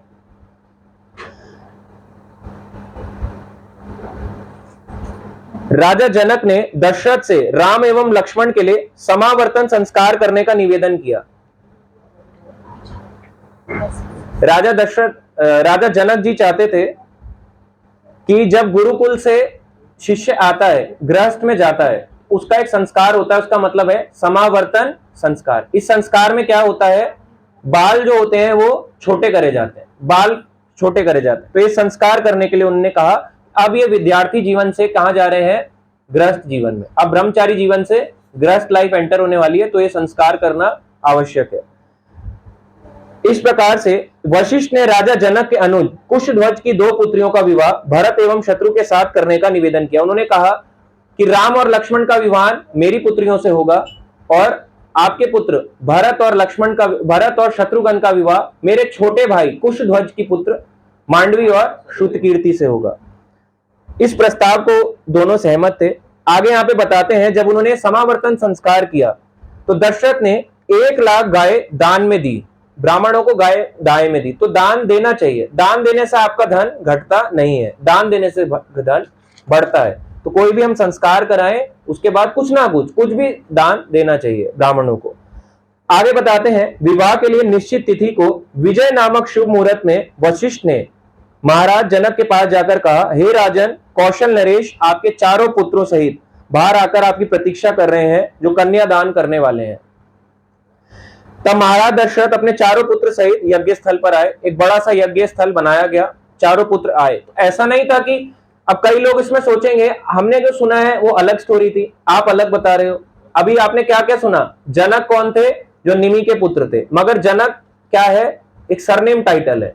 नहीं तो कौन, असली नाम क्या था? शिराध्वज। अब ये नया है। और क्या आपने नया सुना? अभी आपने सुना होगा कि ऐसे करके शिव जी के बारे में सुना कि शिव जी को ये कहां से धनुष प्राप्त हुआ। तो शिव जी ने किसके लिए रखा था? देवताओं को मारने के लिए, क्योंकि उन्होंने किसका साथ दिया था? दक्ष प्रजापति का। तो दक्ष प्रजापति था तो देवता, मगर मेंटली क्या था? असुर। शिव जी का भाग नहीं देना चाहता था। सती ने अपना देह त्याग कर दिया, और इतना होने पे भी देवताओं ने किसको सपोर्ट किया? दक्ष को, उनको मारने के लिए किया। उसके बाद ये किसको प्रदान किया गया? जनक महाराज को। जनक ने इस धनुष का क्या किया? ये विवाह के लिए अपनी पुत्री के लिए रखा, और बाद में भगवान राम ने इसको तोड़ा। जब शिव चाप को तोड़ा, उसके बाद ये विवाह का जो आप सुन रहे हैं लीला, ये बाद में आती है। अब यहाँ पे बताते हैं कि जब ये समावर्तन संस्कार हो गया, उसके बाद चारों पुत्र आए दशरथ के साथ में। अंदर यज्ञ था, यज्ञ हो रहा था। तो ऐसा नहीं था जब धनुष तोड़ा उसी टाइम शादी कर दी। आप जो देखते हैं टीवी में, आप देखते हैं कि एकदम उन्होंने, राम जी ने प्रत्यंचा चढ़ाई, सीता माता इधर से आई माला लेके और तुरंत माला डाल दी। अब क्या ये गलत है? आपको क्या लगता है, ये गलत है या सही है? नहीं, गलत नहीं है। गलत कैसे हो सकता है? ये बताते हैं, कल्प भेद हरि चरित सुहाय, भांति अनेक मुनि संगाय। तुलसीदास जी कहते हैं अलग अलग ब्रह्मा जी के दिन में अलग अलग लीलाएं होती हैं। अभी हमने बताया ब्रह्मा जी का 12 घंटा बहुत बड़ा है। 43,20,000 इंटू 1000, 43,20,000 इंटू 1000 अप्रॉक्स, इतना 12 घंटा है। हर दिन में अलग अलग भगवान राम की लीलाएं होती हैं। बताते हैं 100 करोड़ तरह की रामायण है, सारी सही है। आप जो लीला पढ़ते हैं, जो आप देखते हैं, वो आता है रामचरित मानस में। और ये जो लीला बताई जा रही है, कहां पे बताई जा रही है? वाल्मीकि रामायण में। तो यहाँ पे स्वयंवर तुरंत नहीं हुआ, ये बाद में हुआ। पहले संस्कार कराया गया, समावर्तन संस्कार, फिर यज्ञ बनाया गया, वेदी बनाई गई, फिर चारों पुत्रों के साथ दशरथ इस यज्ञ वेदी के पास है। और जो आप टीवी में देखते हैं या वो देखते हैं, वो भी सही है अकॉर्डिंग टू रामचरितमानस। डायरेक्ट जैसे उन्होंने प्रत्यंचा चढ़ाई, धनुष को तोड़ा, इधर से सीता माता आती हैं और वहीं स्वयंवर हो जाता है। तो दोनों अलग अलग लीलाएं हैं और दोनों सही है। तुलसीदास जी कहते हैं 100 करोड़ प्रकार की रामायण है, सारी रामायण आपस में सही है, कोई भी गलत नहीं है। आगे यहां पे बता रहे हैं, महाराज दशरथ अपने चारों पुत्रों सहित यज्ञ स्थल पर आए। वशिष्ठ मुनि पुष्पों, चंदन के लेप, कुंडों में रखे पौधों, सुगंधित जल से भरे पात्रों, अन्न, धूप, हल्दी आदि शुभ वस्तुओं से वेदी को सजाकर तैयार करने में लग गए। अब वो वेदी तैयार कर रहे हैं इन सब चीजों से। सबको तैयार हो जाने के पश्चात वशिष्ठ ने हवन के लिए अग्नि प्रज्वलित की और आहुति देने लगे। अब पहले के समय में अग्नि कैसे दी जाती थी? मंत्र के उच्चारण से। आजकल कैसे जलाई जाती है? लाइटर देना, लाइटर से या माचिस से, मोमबत्ती से, आप देखो पेट्रोल से, अलग अलग चीजों से आग लगाई जाती है, या केरोसिन ऑयल से, हमेशा मिट्टी का तेल जिसे कहते हैं, अलग अलग चीजें यूज करी जाती हैं। पहले मंत्र बोलते थे और यज्ञ ऐसे अग्नि प्रज्वलित हो जाती। तो वशिष्ठ ऋषि इतने शक्तिशाली थे, पहले के समय में त्रेता युग में मंत्र उच्चारण किया, यज्ञ की अग्नि जल गई। आज के समय में बताते हैं कलयुग में कोई भी इतना शक्तिशाली नहीं है कि वो केवल मुंह से बोल के यज्ञ की अग्नि को जला दे। इसलिए कलयुग में एक यज्ञ बताया गया, कौन सा? हरिनाम संकीर्तन यज्ञ। ये यज्ञ ऐसा है, इसमें आपको अग्नि प्रज्वलित करने के लिए क्या करना है? ये नहीं चाहिए माचिस, केरोसिन ऑयल, ये सब नहीं चाहिए। आपको मंत्र उच्चारण करके यज्ञ की अग्नि नहीं जलानी। आपको क्या करना है? केवल ये जो मंत्र है, ये क्या है? हरे कृष्ण महामंत्र। ये क्या है? संकीर्तन यज्ञ। यज्ञ किस लिए होता है? भगवान की प्रसन्नता के लिए, भगवान कृष्ण, विष्णु या राम की प्रसन्नता के लिए उन्होंने ये यज्ञ बताया। किसने? चैतन्य महाप्रभु ने कलयुग में। इस कलयुग के लिए सबसे प्रैक्टिकल यज्ञ है, वो है हरिनाम संकीर्तन यज्ञ। क्या है वो? हरे कृष्णा कृष्णा कृष्णा हरे हरे, हरे राम राम राम हरे हरे। तो ये कलयुग के लिए यज्ञ बताया गया। अभी जो यज्ञ चल रहा है, ये लीला बताई जा रही है त्रेता युग की। राजा जनक सीता को मंडप में लेकर आए, उन्होंने राम के पार्श्व में बिठाया, राम जी के राइट साइड में। कहां बिठाते हैं? जिनकी शादी हो गई वो तो बता सकते हैं, राइट हैंड साइड में कौन बैठती है? वाइफ। आपको पता नहीं क्या? राइट हैंड साइड में। देखिए आप तो वैसे सुबह सुबह तक लोग फेरों में रुकते हैं, पता होना चाहिए। राइट साइड में वाइफ बैठी, राम के राइट साइड में सीता महारानी को लाके बिठाया गया। आगे यहां पे बताते हैं, विवाह संस्कार किया गया। बताते हैं जोर जोर से स्वर्ग में नगाड़े बजने लगे, अप्सराएं नृत्य करने लगी, गंधर्व गाने लगे, और उसके बाद पुष्प वृष्टि हुई। पहले तो धनुष तोड़ा था तब हुई, उसके बाद दोबारा पुष्प वृष्टि हुई। अब यहाँ पे विवाह हुआ किस किस का? राम भगवान का सीता के साथ, लक्ष्मण का उर्मिला के साथ। अब जो उनके छोटे भाई थे कुशध्वज, उनकी दो पुत्रियां थी, मांडवी और श्रुतकीर्ति। तो भरत जी का विवाह हुआ मांडवी से, शत्रुघ्न जी का विवाह हुआ श्रुतकीर्ति से। इस प्रकार चारों भाइयों का चारों बहनों से विवाह हुआ। तो ये बहनें कौन है आपस में? ये भगवान और उनकी शक्ति है। जैसे आप हरे कृष्ण महामंत्र बोलते हो, हरे कृष्णा, तो कृष्ण और हरे का मतलब भगवान की शक्ति। शक्ति कौन? राधा रानी। जब हरे राम बोलते हो तो राम के साथ कौन है उनकी शक्ति? सीता। जब राम का मतलब बलराम, तो उनकी शक्ति रेवती। ऐसे ही हरे कृष्णा यानी राधे कृष्णा कृष्णा कृष्णा राधे राधे, उसके बाद सीता राम राम राम सीता सीता, ऐसे भी बोल सकते हो। इस प्रकार से ये मंत्र का ये मीनिंग है। तो भगवान और भगवान की शक्ति कभी अलग नहीं होती। तो चार जो भाई हैं ये भगवान के ही विस्तार हैं। भगवान राम के ये जो आप देख रहे हैं चारों भगवान के ही विस्तार हैं, और वैसे जो उनकी शक्ति है ये उनकी शक्ति के ही विस्तार है।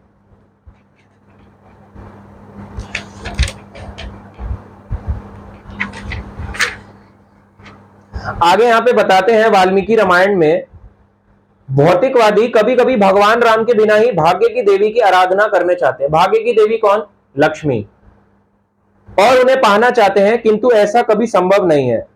राम के बिना सीता दुर्गा के स्वरूप में परिवर्तित हो जाती है। तो जिनकी आप पूजा कर रहे हो लक्ष्मी की, लक्ष्मी कैसी हैं? कृपालु हैं। और कब कृपालु हैं? जब उनकी पूजा उनके पति के साथ करी जाए। पति और पत्नी का जोड़े में पूजा होती है। आप कभी नहीं देखोगे पत्नी को बुलाया जाए और हस्बैंड को बोला जाए आप मत आना, आपके लिए नहीं है, केवल हम वाइफ को बुला रहे हैं। ऐसा कभी हुआ है? फंक्शन में वाइफ जाएगी? बताओ। अगर बोलेंगे आपके पति को नहीं बुलाया आपको बुलाया, कभी खुश होके नहीं जाएगी। अगर बोला जाए पति को बोला जाए आपको बुलाया और आपकी वाइफ को ही बुलाया, तो वाइफ जाएगी या नहीं जाएगी? आप जरूर जाएगी। तो दोनों को साथ में बुलाते हैं। ऐसे ही मान लो अगर लक्ष्मी जी को कोई अकेले पूछता है, लक्ष्मी जी किस पे बैठ के आएगी? उल्लू पे। उनका वाहन है उल्लू। अब वो उल्लू पे आएगी तो उल्लू बताते हैं क्या है? मूर्खता का प्रतीक। आपका जितना भी धन है प्रॉपर्टी के केस में लग जाएगा, या अगर आपका डाइवोर्स हो रहा है डाइवोर्स केस में लग जाएगा, उसी में सॉर्ट आउट करने में लगे रहोगे, या आपका लग जाएगा मेडिकल इश्यूज में, मेडिकल इंश्योरेंस लोगे उसी में खर्चा हो जाएगा। कोई बीमार पड़ गया, बीमारी में ही पैसा जाता चले जाता है। क्यों? आपने लक्ष्मी जी की पूजा अकेले करी है। अगर आप पूजा करोगे लक्ष्मी जी की किसके साथ में? नारायण के साथ में या राम के साथ में, यानी सीता और राम की पूजा करोगे, तो कैसे आएंगी? पुष्पक विमान पे। भगवान राम कैसे आते हैं? पुष्पक विमान पे बैठ के आएंगे। और आपके घर में क्या आएंगे? किस पे आते हैं? गरुड़ पे। और गरुड़ जी कैसे हैं? बुद्धि का प्रतीक। आपका जितना भी धन है, आपकी जितनी भी बुद्धि है, उसका क्या होगा? बुद्धि उसका विस्तार होगा, और उसका क्या होगा? धन सही जगह पे लगेगा। तो जो लोग अपने धन को सही रूप से यूज करना चाहते हैं, उनको सीता और राम, या लक्ष्मी और नारायण, या लक्ष्मी विष्णु, इनकी साथ में पूजा करनी चाहिए। इस तरह से यहां पे बताया गया है। और यहां पे देखो वाल्मीकि रामायण में एक चीज और कहते हैं,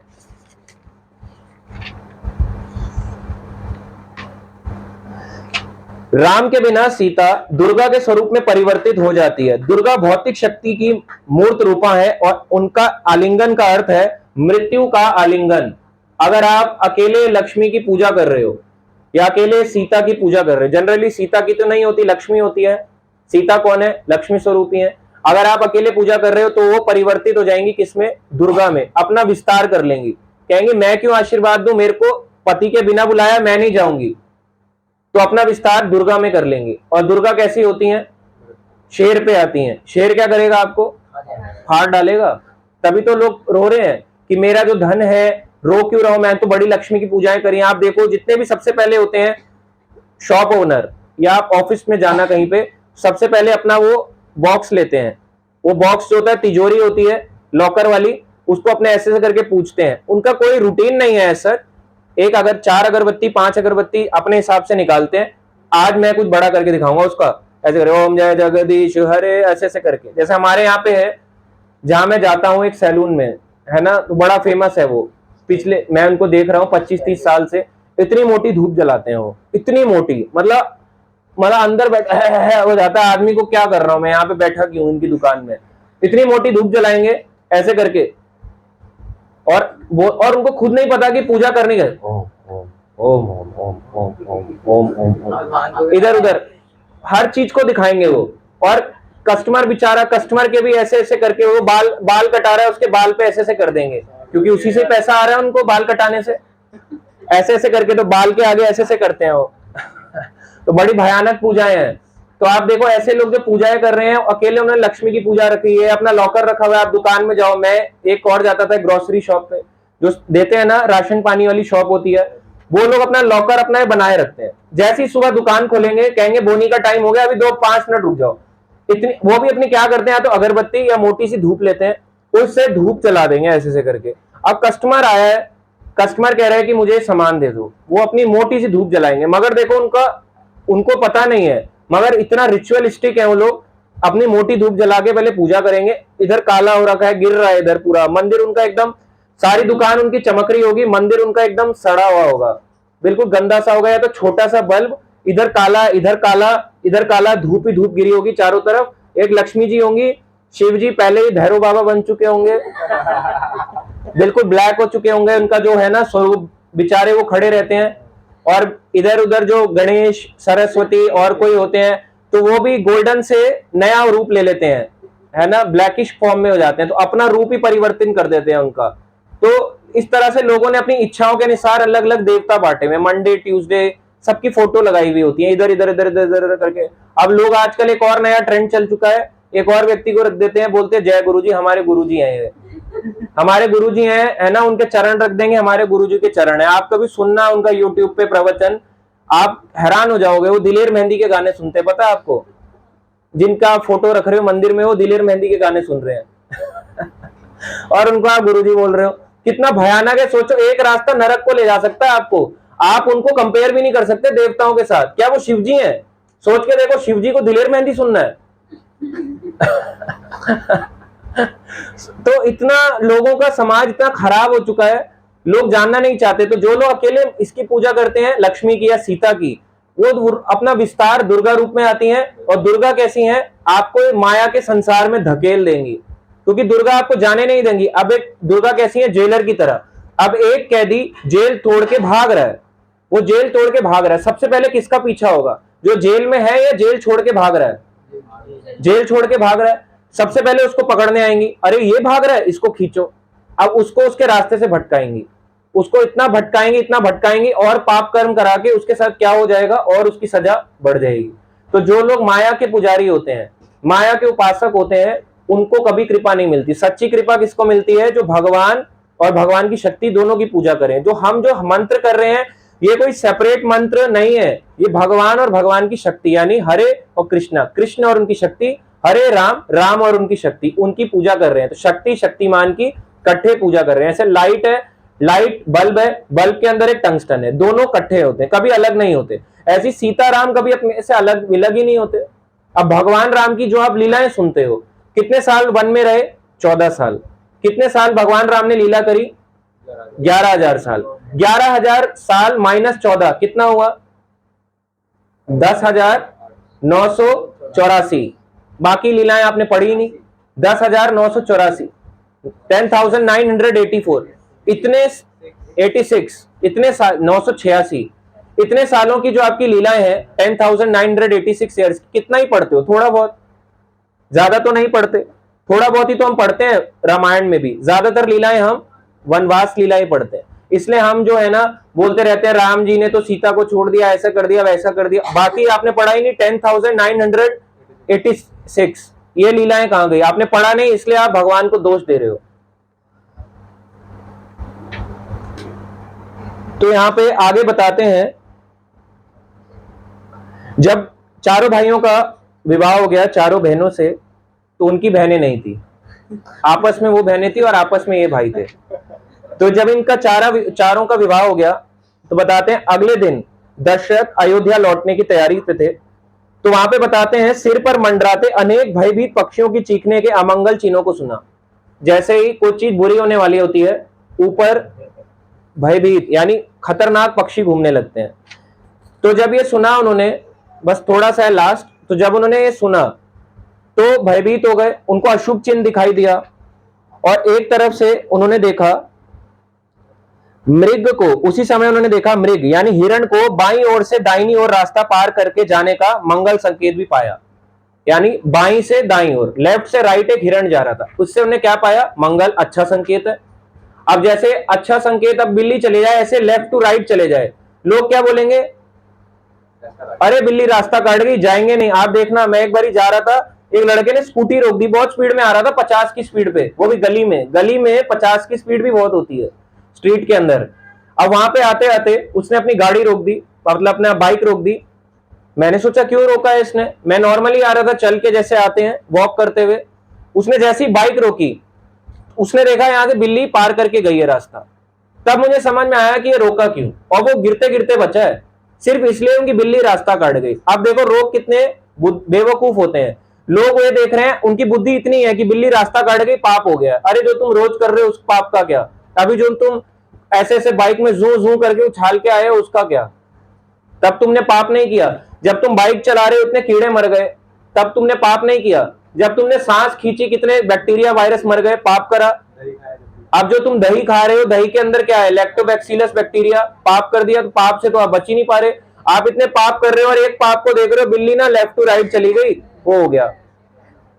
तो ऐसे ही बताते हैं, शुभ चिन्ह था कि क्या? लेफ्ट टू राइट एक हिरण गया, और ऊपर जो है ये बुराई का संकेत है कि पक्षी मंडरा रहे। उसी समय बताते हैं,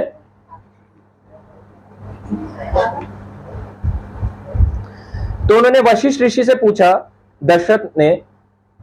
तो वशिष्ठ ऋषि ने उत्तर दिया, चीखने वाली पक्षी संभावित आपको संकेत देते हैं आपत्ति का, किंतु बाईं से दाहिनी ओर मृग का जाना यह संकेत करता है कि चिंता की कोई बात नहीं है। उसी समय बताते हैं, वहां पे प्रचंड वायु चलने लगी और वृक्ष गिरने लगे। इस तरह से जब ऐसा हो रहा था, सबके सब वहां पे कांपने लगे, डरने लगे कि अब ऐसा क्या होने वाला है, कुछ बुरा होने वाला है।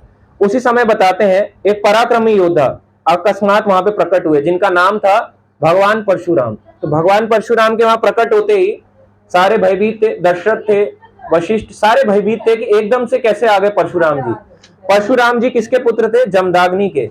इन्होंने 21 बार क्षत्रिय वंशजों का विनाश किया। क्यों किया? क्योंकि पृथ्वी पे जो भी लोग थे वो क्षत्रिय धार्मिक नहीं थे, सारे अधर्मी थे, इसलिए 21 बार वंशजों का विनाश किया। और बताते हैं तपस्वी के रूप में ये रहते थे। कैसे थे? जटा को धारण करते थे, और बता रहे हैं यहां पे उनका भयंकर रूप था। तो उनको जैसे वहां पे परशुराम जी आए, भगवान शिव के धनुष को तोड़कर वो कहते हैं कि तुमने अत्यंत वीरतापूर्ण कार्य किया है। तो भगवान के बारे में भगवान को कहते हैं कि तुमने इतना वीरतापूर्ण कार्य किया है, मेरे पास कौन सा है धनुष? मेरे पास विष्णु जी का धनुष भी है। जो भगवान विष्णु के पास धनुष है, ये भी मेरे पास है। बताते हैं एक बार ये धनुष कैसे हुआ, इसके बारे में परशुराम जी बताते हैं कि ये धनुष जो है ये विश्वकर्मा द्वारा बनाए गए हैं। इनमें से एक धनुष जो था वो शिव जी को विश्वकर्मा ने दिया त्रिपुरासुर का वध करने के लिए। त्रिपुरासुर का वध करने के लिए, और देवता, जो देवता थे जिन्होंने यज्ञ का भाग नहीं दिया था, जिन्होंने दक्ष प्रजापति का साथ दिया था, उनका विनाश करने के लिए शिव जी के पास धनुष था। और एक था धनुष जो भगवान विष्णु के पास था। एक बारी देवताओं ने पूछा ब्रह्मा जी के पास जाके कि भगवान शिव श्रेष्ठ हैं या भगवान विष्णु श्रेष्ठ हैं। ब्रह्मा जी के पास गए तो ब्रह्मा जी ने इस तरह से एक व्यू रचा कि दोनों का युद्ध करवाते हैं। तो दोनों का धनुष लेके युद्ध हुआ। किस किस का? भगवान शिव और भगवान विष्णु का। जब ये युद्ध चल रहा था, भीष्म युद्ध हुआ। इसी प्रकार चलाते हैं कि युद्ध के दौरान भगवान विष्णु ने भगवान शिव के धनुष की डोरी काट दी। तो और जब ऐसा हुआ, एवं मात्र एक कोलाहलपूर्ण गर्जना द्वारा ही भगवान शिव की इंद्रियों को मूर्छित कर दिया। शिव जी अपने सेंसेस से खो गए, जैसे समझ नहीं आता ना एकदम से क्या हुआ। जब लड़ाई चल रही है भगवान शिव और विष्णु की, अब समझ नहीं आता आगे चल क्या रहा है। उसी समय शिव जी जो होते हैं, तो शिव जी जो है मूर्छित हो गए। यहां पे आगे बताया जा रहा है, देवताओं की प्रार्थना कर दोनों ने युद्ध बंद कर दिया। सबको पता चल गया कि श्रेष्ठ कौन है? भगवान विष्णु। जब सबको पता चल गया कि अरे भगवान विष्णु इतने शक्तिशाली हैं, इतने श्रेष्ठ है भगवान, तो शिव जी को बहुत ही बुरा लगा। शिव जी वहां से चले जाते हैं।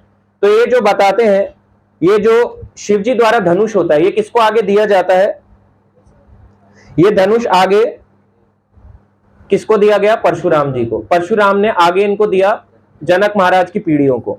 भगवान विष्णु ने अपना धनुष जो था ये दिया मुनि ऋचिक को, मुनि ऋचिक ने ये जमदाग्नि को दिया, और जमदाग्नि ने किसको दिया? परशुराम, अपने पुत्र परशुराम। तो दोनों धनुष जो थे ये किसके पास थे? परशुराम। एक धनुष टूट चुका है, भगवान विष्णु का धनुष अभी भी किसके पास है? परशुराम के पास। तो ये कहते हैं ये धनुष मेरे पास है। अगर आगे वो कहते हैं, परशुराम कहते हैं कि यदि मेरी आप शर्त स्वीकार कर लें कि क्या करना है, ये धनुष पे आप क्या करें? प्रत्यंचा चढ़ा लें, तो मैं मान जाऊंगा आप पूर्ण पुरुषोत्तम भगवान है। अब वो देखो, एक तरफ परशुराम जी खड़े हैं, एक तरफ भगवान राम खड़े हैं। अब दो दो भगवान के अवतार एक साथ कैसे खड़े हो सकते हैं? राम और परशुराम इकट्ठे खड़े हैं। तो बताया जाता है एक तरफ है भगवान के राम लीला अवतार, केशव धृता राम रूपा जय जगदीश हरे, वही कृष्ण लीला अवतार में जब आते हैं राम के रूप में।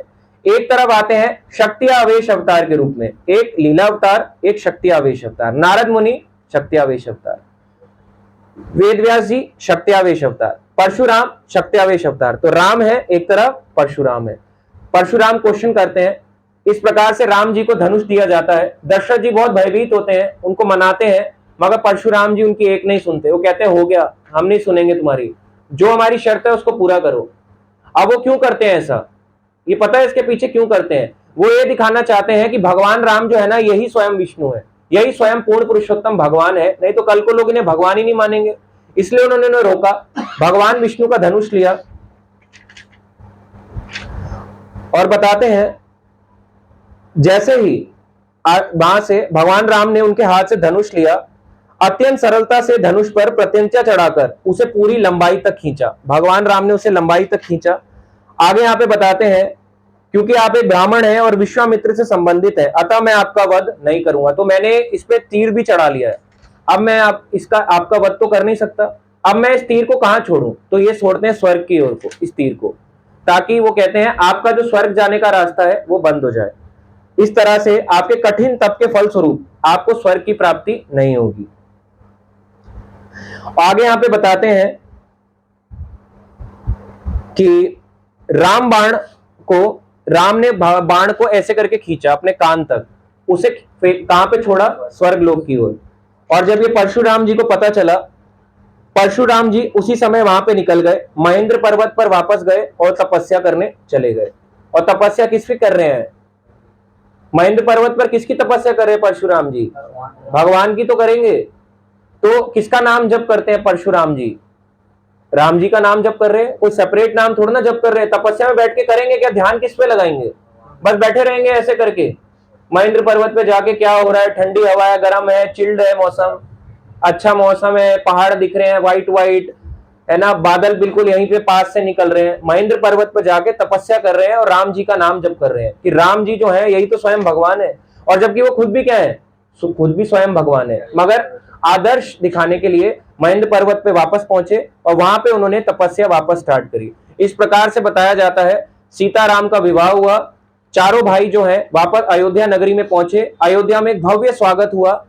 और यहाँ पे बताते हैं इस प्रकार से राम और सीता का विवाह हुआ, लक्ष्मण और उर्मिला का विवाह, और भरत, मांडवी और शत्रुघ्न श्रुतकीर्ति चारों भाई अपनी अपनी पत्नियों के साथ अयोध्या वापस लौटे। अयोध्या में बहुत बड़ा उत्सव मनाया गया और सभी जोर से क्या बोले? सियापति रामचंद्र की। तो इस प्रकार से ये पूरा यहाँ पे हुआ भगवान की लीलाएं। तो जो सीता माता है ये कोई साधारण व्यक्ति नहीं है, ये कौन है? स्वयं भगवान की शक्ति है। और ये नवमी के दिन ही, सीता नवमी के दिन ही इनका जन्म हुआ। जैसे राम भगवान का जन्म कब हुआ? नवमी में। सीता जी का जन्म नवमी में। तो ये दोनों कैसे हैं? नवमी की तिथि में आते हैं। इसलिए देखो भगवान और भगवान की शक्ति कब, भगवान कृष्ण कब आए? जन्म अष्टमी, राधा रानी राधा अष्टमी। हमेशा भगवान और भगवान की शक्ति एक ही तिथि पे आते हैं। इस प्रकार से सीताराम भी एक ही तिथि पे आए। तो सीता नवमी के दिन हम व्रत भी करते हैं, क्योंकि वो शक्ति है भगवान की। तो ये फुल डे का फास्ट नहीं होता, दिन के 12 बजे तक का फास्ट होता है। तो दिन के 12 बजे तक कोई लोग बिना पानी के रखते हैं, कोई लोग जल पी के रखते हैं, कोई लोग फ्रूट्स लेके रखते हैं। तो 12 बजे के बाद उसके बाद हम अन्न भोग प्रसाद लेके भोग लगाएं और उसको प्रसाद रूप में ग्रहण कर सकते हैं। तो 12 बजे तक फास्ट रहता है, दिन के 12 PM तक, सुबह से लेके, और कई लोग उठते ही 12 बजे तो वैसे ही फास्ट हो गया उनका, फिर तो फास्ट ही खत्म हो गया। तो इस तरह से सीता नवमी का फास्ट होता है, आप सब इसको जरूर करें। बहुत छोटा फास्ट है, तो इसे ऊर्जा व्रत कहते हैं, भक्ति में आपको आगे बढ़ने की ऊर्जा देगा।